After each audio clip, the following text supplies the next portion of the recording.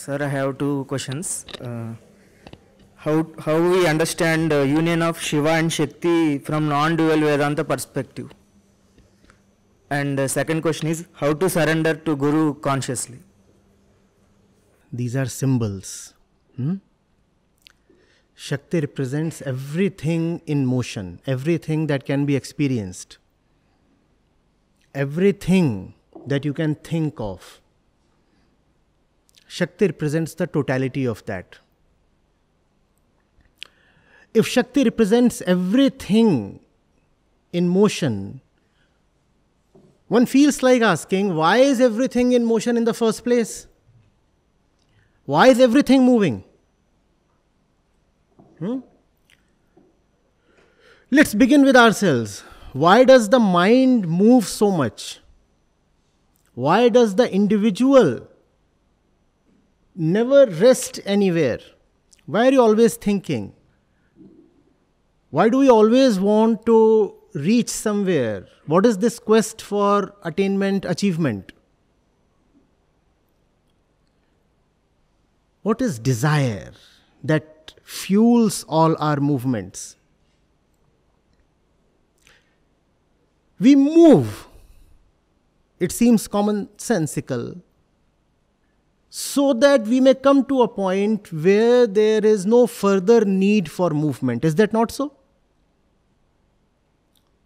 No one moves to remain moving. No one walks to remain walking. No one begins a journey with no end. So if we are constantly in motion, both physically and mentally, that tells us something about who we are. We are entities deeply in desire of something. And that's why we are constantly in motion. Otherwise, who wants to move? Otherwise, why would there be such unrest and disquiet within? You would never find any person, even a non-human organism, that is perfectly still, whether physically or mentally. Consciousness moves. Consciousness moves. And it moves in search of a final destination. A place where there is no movement at all. A place where there is no experience at all. The clock keeps ticking so that you can come to a certain and ultimate timelessness. We value experiences so much, we want experiences of all kinds, so that we may come to a point where there is no further need for experience, where we are beyond experience. We keep looking at faces, we keep meeting people, we keep entering into relationships.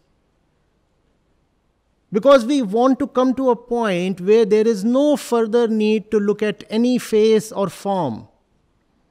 Where there is no need to further remember any names. That point is symbolically represented by Shiva. Shakti is movement, Shiva is destination. Those who are inclined towards having the right kind of movement worship Shakti. Those who are inclined towards the destination, those who have fallen in love with the destination itself, worship Shiva. The fact is that the two are inseparable. Are you getting it? Shakti is the totality of all our experiences. Everything that is in space-time is contained in Shakti. And space-time does not exist for itself. It exists for the sake of its dissolution. Had it existed for its own sake, you would have succeeded in somehow, at any point, finding contentment in it.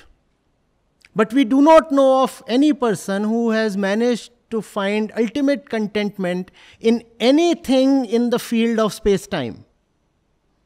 Is there anything in the entire universe that can perfectly satisfy you? No. What does that tell you about your own consciousness? It is looking for something beyond, something transcendental. Now, that something transcendental is not an object of thought. It is not something you can think of, ideate, or conceptualize or imagine.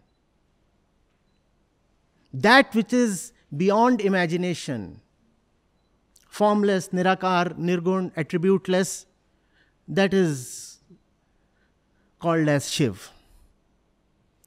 To give a form to Shiv is not a very proper thing. It is some kind of human compulsion to always search for forms, because we cannot think without forms, we cannot think without names. So even to the formless, we assign a form. Even to the nameless, we give a name. Irrespective of what we do, you must understand that Shiv is the name of the final, nameless, formless, attributeless, shapeless, timeless truth. Why are we calling Shiv as truth? Because by definition, that which is changing, that which does not remain what it appears to be, has to be called as false. There is nothing in the world that remains what it appears to be. In fact, since things are changing every moment, and it takes time for you to perceive anything, therefore, by the time you perceive anything, it has already changed. Has it not? That's the reason why the world is called as false. It is not what it appears to be. Even stuff that we call as factual is actually not factual, because of the gap between the observed phenomena and the observer's perception. There is a lag. And that lag is sufficient for the observed entity to change. Therefore, what is the truth? Only something that which cannot be experienced. If it can be experienced, it is false.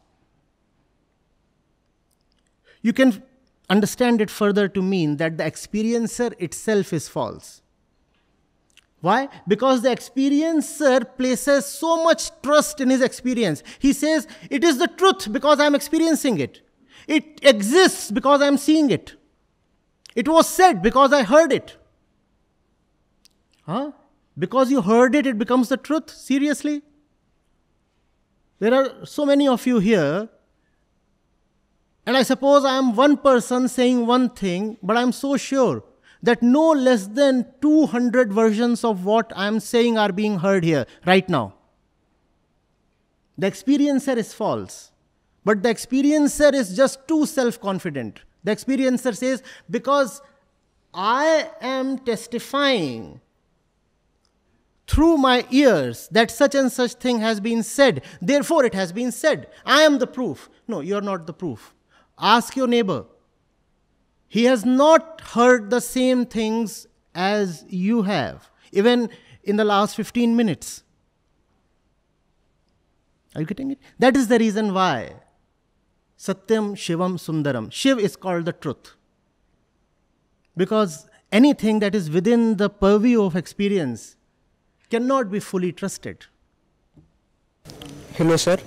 Sir, I want to ask a question that what is consciousness?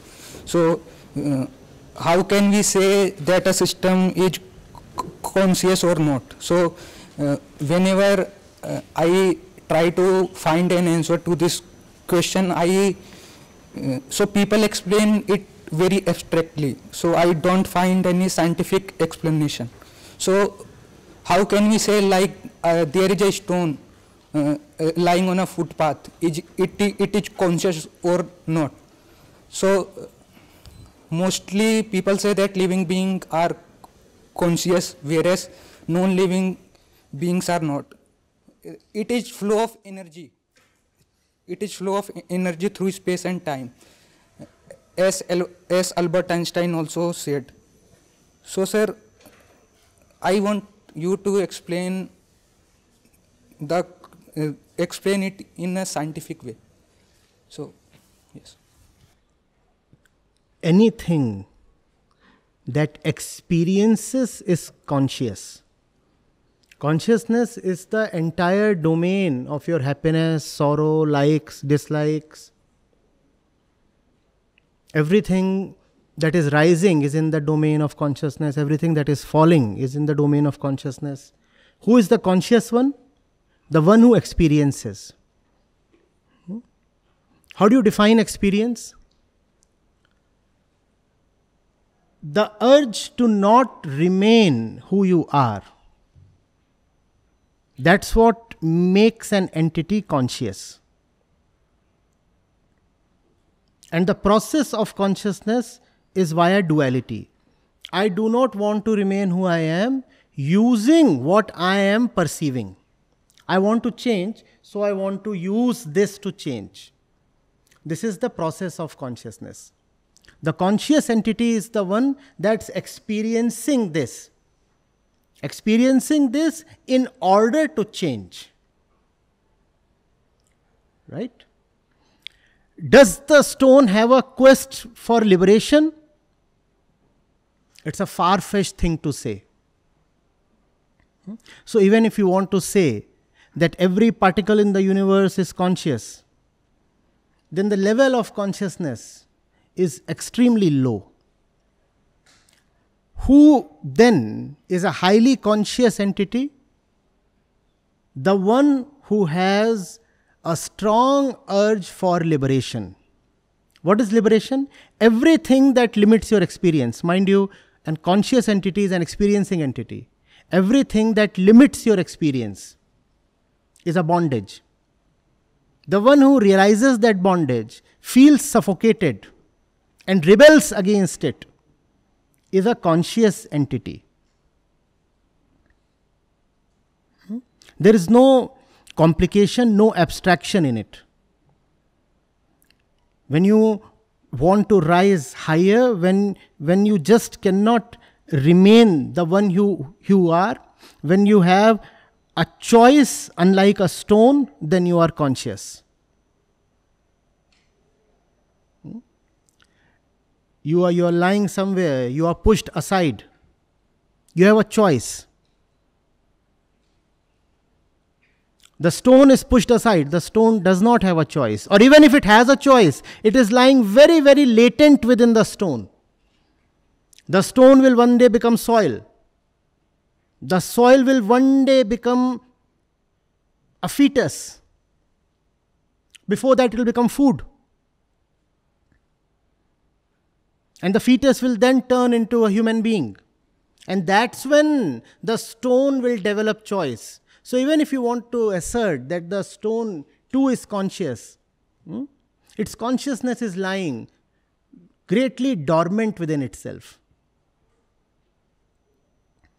So the stone will have to go through a lot, undertake a long journey to come to a point where it can say it has an active choice.